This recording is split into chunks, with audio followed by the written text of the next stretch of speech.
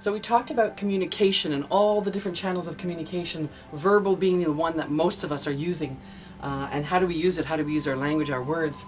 But there's also like the silence, the honesty, the trust, the emotion, the senses, eye contact. We went right down to the place of intention, of vibration.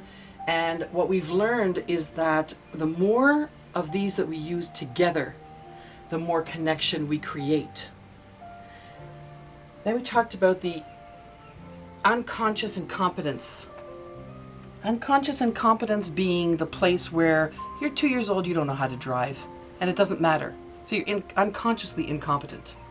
But then you come to a place where now you've learned some things tonight about communication, and how are you going to use that? And it's like, oh man, why did I say that? How did I do that? And you're consciously incompetent, because you're going to make mistakes, and mistakes are great. That's part of the learning. Then you get to a place of conscious competence. In conscious competence, you are now competent. You speak well, you don't use but, you use and. You speak of things in the present of who you are right now. That's when you're competent, and you're consciously competent. So you're driving the car, and you know how to drive.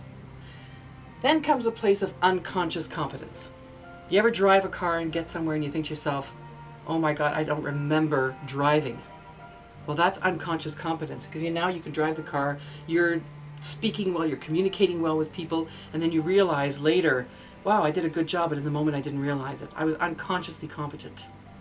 The thing about unconscious competence and conscious competence is, where do you want to be? Do you want to be unconscious, or do you want to be conscious? My take on that is the Buddha. The Buddha sits there with his wisdom. He doesn't go out and pound people with his wisdom.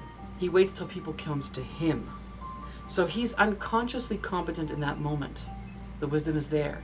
And he turns on the volume of competence when he's asked. When the wisdom is needed for someone else, then he realizes the wisdom he has. So I believe that we flow from one to the other.